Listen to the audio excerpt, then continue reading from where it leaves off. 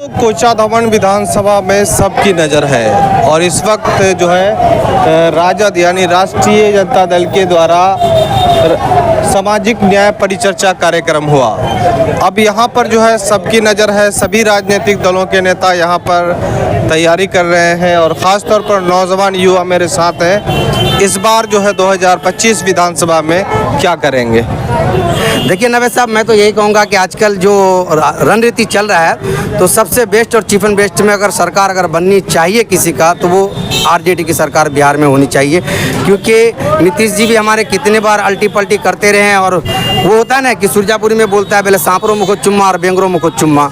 हम लोग को बोलता तो कुछ है, टोपी पहन करके अफसारी तो जरूर कर लेता है हम लोग के साथ में, लेकिन हम लोग के पीठ के पीछे में सरकार बनाने की बात नहीं हो रही है।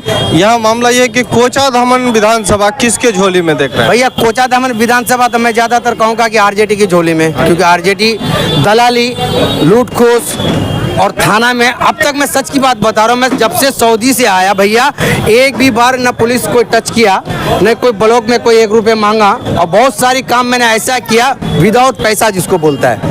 इजाज़ रश्फी साहब का कार्यकाल कैसा रहा? बहुत बढ़िया रहा, उन्हीं का कार्यकाल बता रहा हूँ। नहीं तो उससे पहले और भी विधायक रहे, हमारे अख्तर साहब भी रहे, हमारे मास्टर मुजाहिद साहब भी रहे। उनके कार्यकाल में मैंने अपनी पासपोर्ट बनाया था भैया 3500 रुपये दे करके।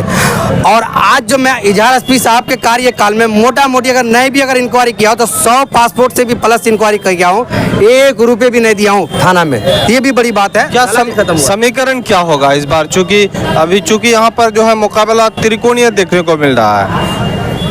बेटर तो ये अवाम को तो वही चाहिए भैया, अवाम की भला के लिए जो सोचेगा उसको चुना जाएगा, चाहे वो हमारे इजाज़ रश्फी साहब हो या इससे पहले हम लोग देख लिया। लेकिन हमने जो देखा है ब्लॉक में, थाना में, हॉस्पिटल में, ये सब दलाली, लूट खसोट और दादागिरी सब। 2020 की हम बात करें, बड़ी जोश को उसके साथ इजाज़ रश्फी साहब को वोट दिए थे, उस वक्त MIM पार्टी में थे।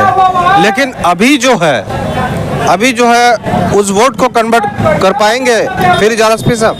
देखिए नवेद साहब, मैं तो आपको ये कहूँगा कि MIM में ज़ोर शोर से तो वोट जरूर दिए थे, लेकिन बता ही देता हूँ आपके चैनल के माध्यम से, क्योंकि जो भी कोई अगर एक मैं कार्य करता हूँ अपना कोचाधामन पंचायत के अंतर्गत, अगर कोई मैं फ़ोन करता हूँ तो मेरा फ़ोन जाने के बाद अगर हमारे विधायक सदर अख्तर साहब अगर बोल देते हैं, कोई रिस्पॉन्स नहीं लेते हैं, या फिर फ़ोन करने के बाद कहता है भाई मेरा वहाँ तक नहीं है। मेरा कहने का मतलब ये है कि जो वोटर MIM में दिए थे, यानी इजाज़ रश्फी साहब को जो वोटर MIM कह के दिए थे वो RJD में देंगे। हाँ ये बात है, ये तो अब आने वाली वक्त ही बताएगा भैया, क्योंकि ये अब त्रिकोणीय है। अब त्रिकोणीय में जो जितना मेहनत, उसका कार्यकाल देखा जाएगा।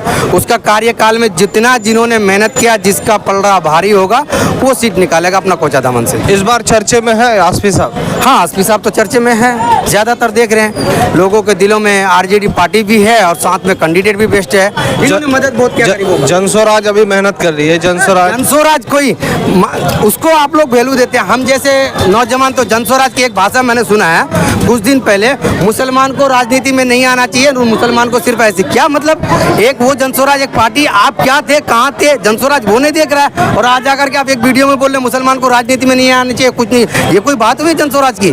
जनस्वराज भी एक पहलू के 2 छुरी जिसको बोलते हैं ना, वही कार्य कर रहा है। वो भी अपना हम लोग को मारू भारू कर लेगा, जा करके फिर बीजेपी को सपोर्ट कर देगा। ये जनस्वराज की। तो दोस्तों, इस वक्त जो हम लोग सामाजिक न्याय परिचर्चा कार्यक्रम RJD के द्वारा आयोजन किया गया था, उसी में हम लोग आए थे और साथ ही साथ हमारे साथ जो है कुछ